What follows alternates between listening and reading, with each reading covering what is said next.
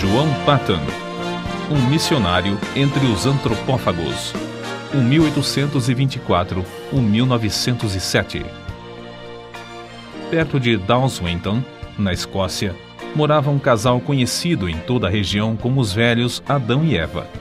A esse lar veio em visita uma sobrinha, Jeanette Rogerson. Supunha-se que não houvesse muita coisa na casa isolada dos velhos para distrair a jovem, sempre viva e alegre. Mas uma coisa atraiu-lhe o interesse. Um rapaz chamado Tiago Patton, que entrava, dia após dia, no matagal perto da casa. Levava sempre um livro na mão, como se ali fosse para estudar e meditar. Certo dia, a moça, vencida pela curiosidade, entrou furtivamente por entre as árvores e espiou o rapaz recitando os sonetos evangélicos de Erskine.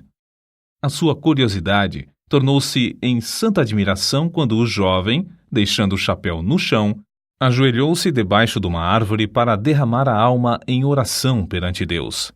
Ela, espírito de brincalhona, avançou e pendurou o chapéu em um galho que estava próximo. Em seguida, escondeu-se onde podia, sem ser vista, para presenciar o rapaz perplexo a procurar o chapéu. No dia seguinte, a cena se repetiu. Mas o coração da moça comoveu-se ao ver a perturbação do rapaz, imóvel por alguns minutos com o chapéu na mão. Foi assim que ele, ao voltar no dia seguinte ao lugar onde se ajoelhava diariamente, achou, preso na árvore, um cartão que continha os seguintes dizeres: a pessoa que escondeu seu chapéu confessa-se sinceramente arrependida de tê-lo feito e pede que ore, rogando a Deus que a torne crente tão sincera como o Senhor. O jovem fitou por algum tempo o cartão, esquecendo-se completamente naquele dia dos sonetos. Por fim, tirou o cartão da árvore. No momento em que se reprovava e a sua estupidez por não saber que fora um ser humano quem escondera o chapéu 2 vezes, viu passar por entre as árvores, na frente da casa do velho Adão, uma moça, balde na mão, cantando um hino escocês. Naquele instante, o moço sabia, por instinto divino, que a visita angélica que invadira seu retiro de oração fora a gentil e hábil sobrinha dos velhos Adão e Eva. Tiago Patton ainda não conhecia Jeanette Rogerson, mas ouvira falar nas suas extraordinárias qualificações intelectuais e espirituais. É provável que Tiago Patton começasse a orar pela jovem, mas num sentido diferente daquele que ela pedira. De qualquer forma, a moça furtara não somente o chapéu do rapaz, mas também o seu leal coração. Um furto que resultou, por fim, no casamento dos dois. Tiago Patton, fabricante de meias no condado de Dumfries, e sua esposa Jeanette andavam, como Zacarias e Isabel na antiguidade, irrepreensíveis perante o Senhor. Ao nascer-lhes o primogênito, deram-lhe o nome de João, dedicando-o solenemente a Deus, com oração, para ser missionário aos povos que não tinham oportunidade de conhecer a Cristo. Entre a casa própria em que morava a família dos Patton e a parte que servia de fábrica havia um pequeno aposento. Acerca desse quarto, John Patton escreveu: era o santuário de nossa humilde casa. Várias vezes ao dia, geralmente depois das refeições, o nosso pai entrava nesse quarto e, fechada a porta, orava. Nós, seus filhos, compreendíamos, como se fosse por instinto espiritual, que se derramavam orações por nós, como fazia na antiguidade o sumo sacerdote, quando entrava no Santo dos Santos em favor do povo. De vez em quando, se ouvia o eco de uma voz em tons de quem suplica pela vida. Passávamos pela porta nas pontinhas dos pés, de modo a não perturbar a santa e íntima conversação. O mundo lá fora não sabia de onde vinha o gozo que brilhava no rosto de nosso pai, mas nós, seus filhos, o sabíamos. Era um reflexo da presença divina, que era sempre uma realidade para ele na vida cotidiana. Nunca espero, quer num templo, quer nas serras, quer nos vales, sentir Deus mais perto, mais visível, andando e conversando mais intimamente com os homens do que naquela humilde casa coberta de palha. Se por uma catástrofe indizível tudo quanto pertence à religião fosse apagado da memória, Minha alma reverteria de novo ao tempo da minha mocidade. Ela fechar-se-ia naquele santuário, e ao ouvir novamente os ecos daquelas súplicas a Deus, lançaria para longe toda a dúvida com este grito vitorioso: meu pai andava com Deus, por que não posso eu também andar? Na autobiografia de João Paton, vê-se que as suas lutas diárias eram grandes, mas o que dizemos agora revela qual a força que operava para que ele sempre avançasse na obra de Deus. Antes, realizava-se culto doméstico na casa de meus avós somente aos domingos, mas meu pai convenceu primeiro a minha avó a orar, ler um trecho da Bíblia e cantar um hino diariamente, pela manhã e à noite. Depois, todos os membros da família seguiram esse costume. Foi assim que meu pai começou, aos 17 anos de idade, o bendito costume de fazer cultos matutinos e vespertinos em casa. Costume que observou, talvez sem uma única exceção, até se achar no leito de morte com 77 anos de idade. No último dia da sua vida, uma passagem das Escrituras foi lida e ouviu-se sua voz na oração. Nenhum dos filhos se recorda de um só dia que não fosse assim santificado. Muitas vezes havia pressa em atender a um negócio. Inúmeras vezes chegavam os amigos. Mas nada impedia que nos ajoelhássemos em redor do altar familiar enquanto o sumo sacerdote dirigia as nossas orações a Deus e se oferecia a si mesmo e a seus filhos ao mesmo Senhor. A luz de tal exemplo era uma bênção, tanto para o próximo como para a nossa família. Muitos anos depois, contaram-me que a mais depravada mulher da vila, uma mulher da rua, declarou que a única coisa que evitou o seu suicídio foi que, numa noite escura, perto da janela da casa de meu pai, ouviu-o implorando no culto doméstico que Deus convertesse o ímpio do erro do seu caminho e o fizesse luzir como uma joia na coroa do Redentor. Vi, disse ela, como eu, era um grande peso sobre o coração desse bom homem e sabia que Deus responderia à sua súplica. Foi por causa dessa certeza que não entrei no inferno e que achei o único Salvador. Por meio desse ocorrido, a mulher foi salva e transformada pela graça divina. Não é de admirar que, em tal ambiente, 3 dos 11 filhos de Tiago Paton, João, Walter e Tiago, fossem constrangidos a dar suas vidas à obra mais gloriosa, a de ganhar almas. Não julgamos estar esse ponto completo sem lhe acrescentar mais um trecho dessa autobiografia. Até que ponto fui impressionado nesse tempo pelas orações de meu pai, não posso dizer. Nem ninguém pode compreender. Quando de joelhos e todos nós ajoelhados em redor dele no culto doméstico, ele derramava toda a sua alma em oração com lágrimas, não só por todas as necessidades pessoais e domésticas, mas também pela conversão da parte do mundo onde não havia pregadores para servirem a Jesus. Sentíamos-nos na presença do Salvador vivo e chegamos a conhecê-lo e amá-lo como nosso amigo divino. Ao levantarmos-nos da oração, eu costumava olhar para a luz do rosto do meu pai e cobiçava o mesmo espírito. Anelava, em resposta às suas orações, a oportunidade de me preparar e sair, levando o bendito Evangelho a uma parte do mundo então sem missionários. Acerca da disciplina do lar, eis o que ele escreveu. Se houvesse algo realmente sério para corrigir, meu pai se retirava primeiramente para o quarto de oração, e nós compreendíamos que ele levava o caso a Deus. Essa era a parte mais severa do castigo, para mim. Eu estava pronto a encarar qualquer penalidade, mas o que ele fazia penetrava na minha consciência como uma mensagem de Deus.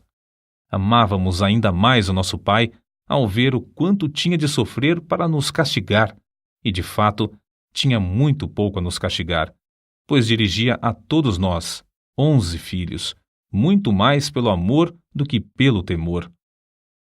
Por fim, chegou o dia em que João tinha de deixar o lar paterno. Sem o dinheiro para a passagem e com tudo o que possuía, inclusive uma Bíblia embrulhada num lenço, saiu a pé para trabalhar e estudar em Glasgow. O pai o acompanhou até uma distância de 9 quilômetros.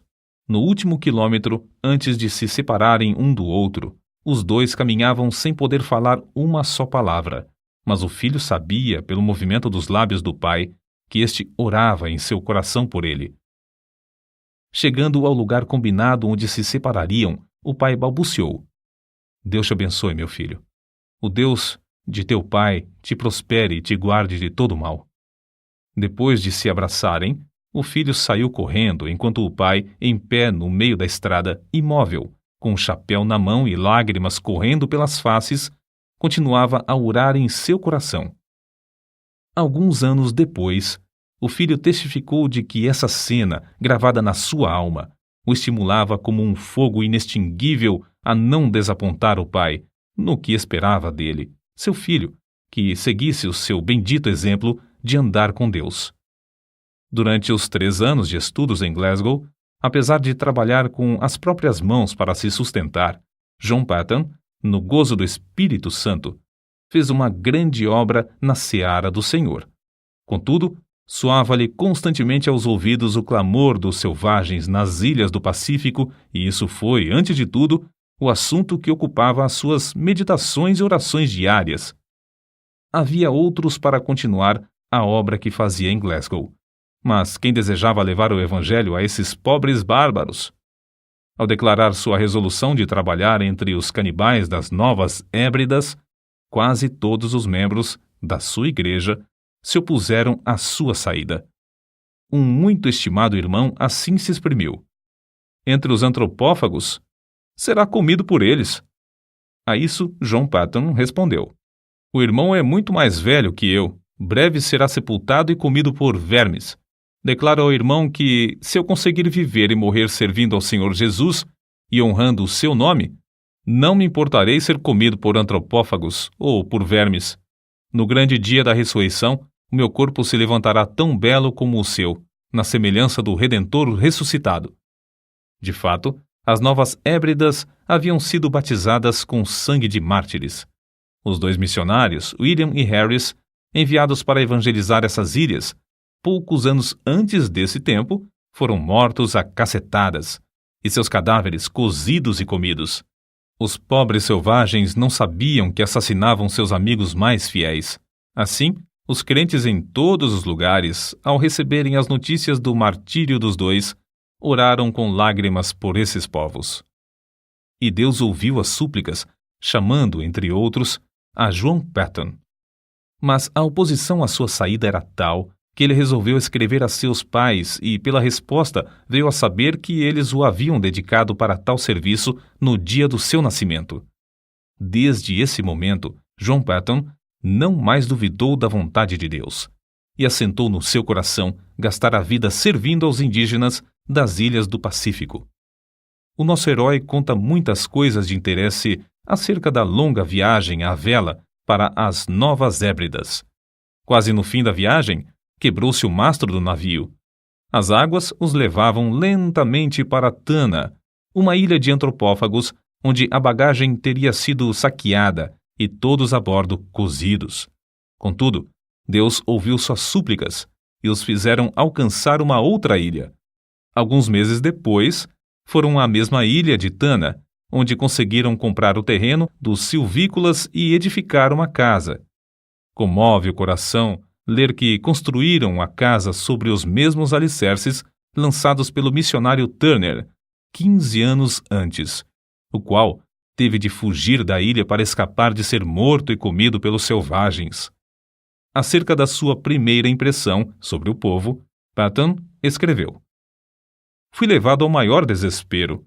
Ao vê-los na sua nudez e miséria, senti tanto horror como compaixão. Eu tinha deixado a obra entre os amados irmãos em Glasgow, obra em que sentia muito gozo para dedicar-me a criaturas tão degeneradas. Perguntei-me a mim mesmo: é possível ensiná-las a distinguir entre o bem e o mal e levá-las a Cristo ou mesmo a civilizá-las? Mas tudo isso eram apenas sentimentos passageiros. Logo senti um desejo tão profundo de levá-los ao conhecimento e amor de Jesus como jamais sentira quando trabalhava em Glasgow. Antes de completar a casa em que o casal Paton iria morar, houve uma batalha entre 2 tribos. As mulheres e crianças fugiram para a praia, onde conversavam e riam ruidosamente, como se seus pais e irmãos estivessem ocupados em algum trabalho pacífico.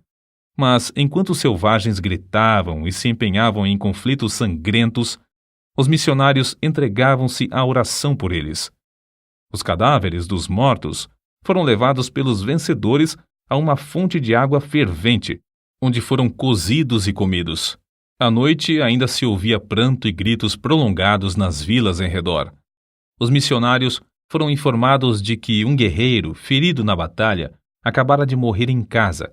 A sua viúva foi estrangulada imediatamente, conforme o costume, para que o seu espírito acompanhasse o do marido e lhe continuasse a servir de escrava. Os missionários, então, nesse ambiente da mais repugnante superstição, da mais baixa crueldade e da mais flagrante imoralidade, esforçavam-se para aprender a usar todas as palavras possíveis desse povo que não conhecia a escrita. Anelavam falar de Jesus e do amor de Deus a esses seres que adoravam árvores, pedras, fontes, riachos, insetos, espíritos dos homens falecidos, relíquias de cabelos e unhas, astros, vulcões, etc. A esposa de Patton era uma ajudadora esforçada e, dentro de poucas semanas, reuniu 8 mulheres da ilha a quem instruía diariamente. 3 meses depois da chegada dos missionários à ilha, a esposa de Patton faleceu de malária e 1 mês depois, o filhinho também morreu. Quem pode avaliar as saudades de Patton durante os anos que trabalhou sem ajudadora em Tana? Apesar de quase haver morrido também da mesma enfermidade, de os crentes insistirem para que voltasse à sua terra e de os indígenas fazerem plano após plano de matá-lo, esse herói permaneceu orando e trabalhando fielmente no posto onde Deus o colocara. Um templo foi construído e um bom número se congregava para ouvir a mensagem divina. Patton não somente conseguiu reduzir a língua dos tanianos à forma escrita, mas também traduziu uma parte das escrituras, a qual imprimiu apesar de não conhecer a arte tipográfica. Acerca da gloriosa façanha de imprimir o livro em taniano, assim escreveu: Confesso que gritei de alegria quando a primeira folha saiu do prelo, tendo todas as páginas na ordem própria. Era 1h da madrugada, eu era o único homem branco na ilha, e havia horas em que todos os nativos dormiam. Contudo, atirei ao ar o chapéu e dancei como um menino por algum tempo ao redor do prelo. Terei eu perdido a razão? Não devia, como missionário, estar de joelhos louvando a Deus por mais esta prova de sua graça? Crede, amigos, o meu culto foi tão sincero como o de Davi, quando dançou diante da arca do seu Deus. Não deveis pensar que, depois de pronta a primeira página, eu não me tivesse ajoelhado pedindo ao Todo-Poderoso que propagasse a luz e a alegria do seu santo livro nos corações entenebrecidos dos habitantes daquela terra inculta. Depois de Patton haver passado 3 anos em Tana, o casal de missionários que vivia na ilha vizinha, Erromanga, foi martirizado barbaramente a machadadas em pleno dia. Ao completar 4 anos de estada em Tana, o ódio dos indígenas dessa ilha chegou ao auge. Diversas tribos combinaram matar o indefeso missionário e findar, assim, com a religião do Deus de amor em toda a ilha. Contudo, como ele mesmo se declarava imortal até findar sua obra na terra, evitava em pleno campo os inúmeros golpes de lanças, machadinhas e cacetes armados pelas mãos dos indígenas, e assim conseguiu escapar para a ilha de Aneitium. Planejou então ocupar-se na obra de tradução do resto dos evangelhos na língua taniana, enquanto esperava a oportunidade de voltar a Tana. Porém, sentiu-se dirigido a aceitar a chamada para ir à Austrália. Em poucos meses, animou as igrejas ali a comprarem um navio à vela para servir aos missionários. Despertou-as também a contribuírem liberalmente e a enviarem mais missionários a evangelizar todas as ilhas. Acerca da sua viagem à Escócia, depois de alguns anos nas Novas Hébridas, ele escreveu: Fui de trem a Dumfries e lá achei condução para o querido lar paterno, onde fui acolhido com muitas lágrimas. Havia somente 5 curtíssimos anos que saíra desse santuário com a minha jovem esposa, e agora, ai de mim! Mãe e filhinho jazem no túmulo, em Tana, nos braços um do outro, até o dia da ressurreição. Não foi com menos gozo, apesar de sentir-me angustiado, que, poucos dias depois, encontrei-me com os pais da minha querida falecida esposa. Antes de deixar a Escócia para a nova viagem, Patton casou-se com a irmã de outro missionário. Chamada por Deus a trabalhar entre os povos mergulhados nas trevas das Novas Hébridas, ela serviu como fiel companheira de seu marido por muitos anos. Meu último ato na Escócia foi ajoelhar-me no lar paterno durante o culto doméstico, enquanto meu venerando pai, como sacerdote, de cabelos brancos, nos entregava uma vez mais aos cuidados e proteção de Deus, Senhor das famílias de Israel. Eu tinha por certo, quando nos levantamos da oração e nos despedimos uns dos outros, que não nos encontraríamos com eles antes do dia da ressurreição. Porém, ele e minha querida mãe, com corações alegres, nos ofertaram de novo ao Senhor para o serviço entre os silvícolas. Mais tarde, meu querido irmão me escreveu que a espada que traspassara a alma da minha mãe era demasiado aguda e que, depois da nossa saída, ela jazeu por muito tempo como morta nos braços de meu pai. Prestes a regressar às ilhas, Patton foi constrangido pelo voto de todos os missionários a não voltar a Tana, mas abrir a obra na vizinha ilha de Aniwa. Dessa forma, tinha de aprender outra língua e começar tudo de novo. Na tarefa de preparar o terreno para a construção da casa em seu novo habitat, Patton ajuntou 2 cestos de ossos humanos de vítimas comidas pelo povo da ilha. Quando essas pobres criaturas começavam a usar um pedacinho de chita ou um saiote, era sinal exterior de uma transformação, apesar de estarem longe da civilização. E quando começavam a olhar para cima e a orar àquele a quem chamavam de Pai, nosso Pai, meu coração se derretia em lágrimas de gozo, e sei, por certo, que havia um coração divino nos céus que se regozijava também. Contudo, como em Tana, Patton considerava-se imortal até completar a obra que lhe fora designada por Deus. Inúmeras vezes evitou a morte agarrando a arma levantada pelos selvagens contra ele, a fim de o matarem.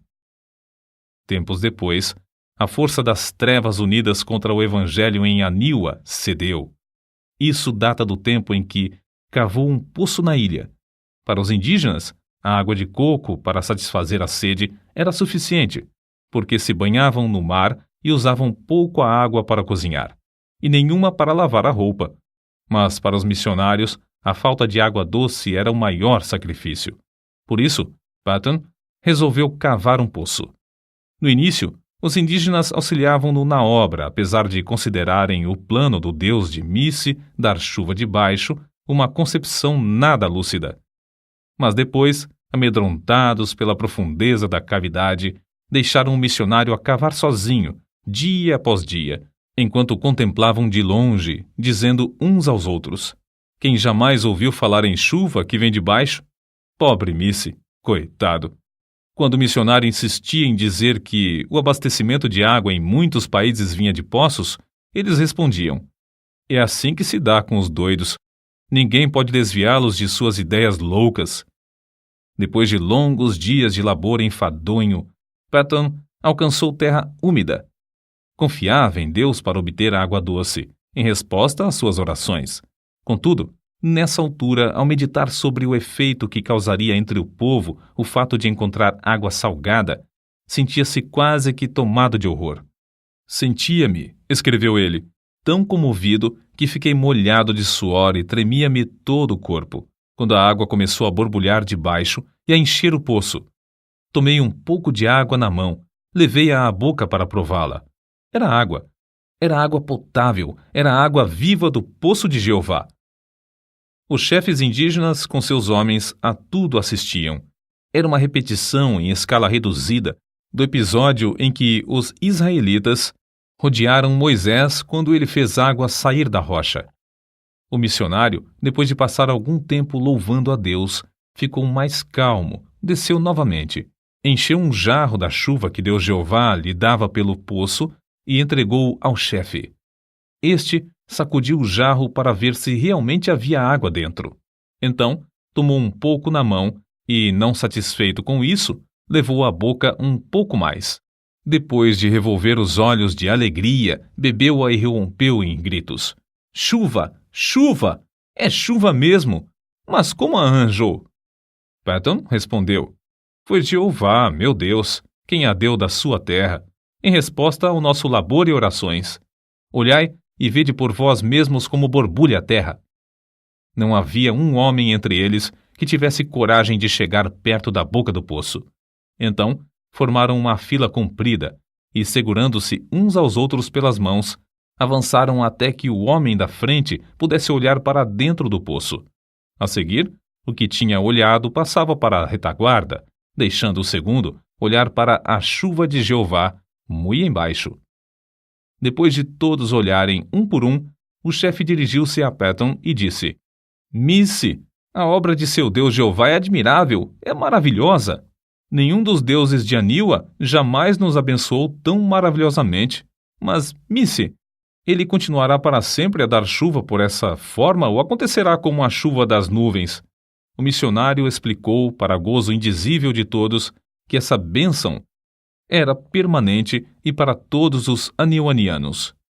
Durante os anos que se seguiram, os nativos experimentaram cavar poços em 6 ou 7 dos lugares mais prováveis, perto de várias vilas. Todas as vezes que o fizeram, ou encontraram pederneira, ou o poço dava água salgada. Diziam entre si, sabemos cavar, mas não sabemos orar como Missy, e, portanto, Jeová não nos dá chuva de baixo.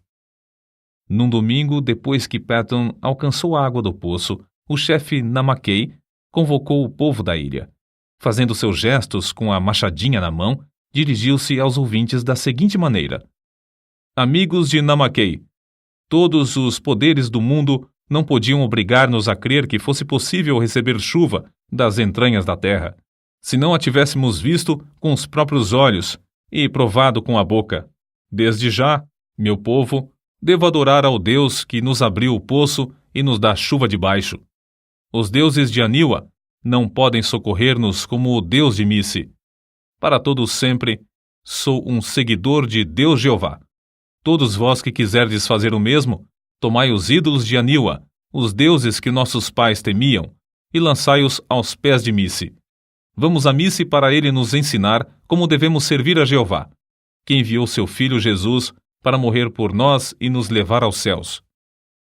Durante os dias que se seguiram, grupo após grupo dos silvícolas, alguns com lágrimas e soluços, outros aos gritos de louvor a Jeová, levaram seus ídolos de pau e pedra perante o missionário. Reunidos em montes, os ídolos de pau foram queimados, os de pedra enterrados em covas de 4 a 5 metros de profundidade, e alguns, de maior superstição, foram lançados no fundo do mar, longe da terra. Um dos primeiros passos da vida cotidiana da ilha, depois da destruição dos ídolos, foi a invocação da bênção do Senhor às refeições. O segundo passo, uma surpresa maior e que também encheu o missionário de gozo, foi um acordo entre eles de fazer culto doméstico de manhã e à noite. Sem dúvida, esses cultos eram misturados por algum tempo com muitas das superstições do paganismo.